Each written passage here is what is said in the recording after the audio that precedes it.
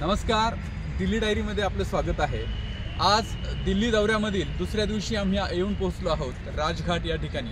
राजघाट हे महात्मा गांधीजींचं समाधीस्थळ आहे। महात्मा गांधीजी म्हणजे आपल्या देशाचे राष्ट्रपिता। या समाधीस्थळी आल्यानंतर अतिशय मनाला प्रसन्न वाटलं, शांतता या ठिकाणी लाभली। कारण दिल्ली हे एक गजबजलेलं शहर आहे आणि यमुनेच्या काठावरती हा जो राजघाट आहे या परिसराबद्दल मला अजिबात माहिती नाही, परंतु माझा एक मित्र गणेश या ठिकाणी दिल्लीत राहतो।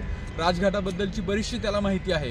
राजघाटाच्या परिसरामध्ये अनेक राष्ट्रीय नेत्यांच्या समाधी आहेत, त्याच्याबद्दल आपण गणेशला विचारणार आहोत। गणेश, राजघाटाबद्दलची माहिती आपल्या दर्शकांना सांग। राजघाट परिसरामध्ये भारताचे माजी पंतप्रधान जवाहरलाल नेहरू यांचं शांतिवन, भारताच्या माजी पंतप्रधान आयन लेडी इंदिरा गांधी यांचं स्मृतिस्थळ शक्तीस्थळ, त्याचबरोबर भारताचे माजी पंतप्रधान राजीवजी गांधी यांचं स्मृतिस्थळ वीरभूमी आणि अर्थात संजय गांधी यांचंही स्मृतिस्थळ याच ठिकाणी आहे। त्याचबरोबर चौधरी देवीलाल यांचंही स्मृतिस्थळ या ठिकाणी आहे। चौधरी चरण सिंग यांचंही स्मृतिस्थळ याच ठिकाणी आहे।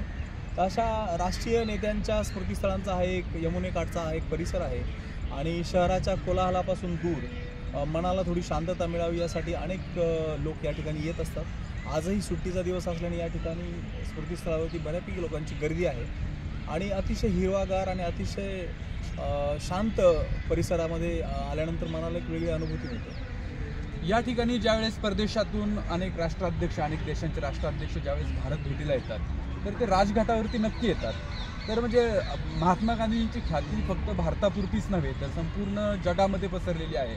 याबद्दल तू काय सांगशील? महात्मा गांधी केवळ आपल्या भारताचे राष्ट्रपिता नाहीत, तर महात्मा गांधीजींनी जी एक ब्लडलेस रिव्होल्यूशन भारतामध्ये भारताच्या स्वातंत्र्यासाठी केली, याचे चाहते, याचे फॉलोअर्स जगभरात आहेत आणि महात्मा गांधींच्या सत्य आणि अहिंसा या तत्वावरती अनेक देशांचे राष्ट्राध्यक्ष यापूर्वीही चाललेले आहेत आणि त्यामुळे प्रत्येक देशांचे राष्ट्राध्यक्ष जेव्हा येतात तेव्हा कस्टमरी ते या ठिकाणी बापूंच्या दर्शनासाठी येत असतात। आम्ही सुद्धा दिल्लीत आल्यानंतर असं ठरवलं होतं की राजघाटावरती आपण जाऊन यायचं। जर दिल्लीत येऊन आपण राजघाट पाहिला नाही तर आपण काहीच पाहिलं नाही असा त्याचा अर्थ होतो।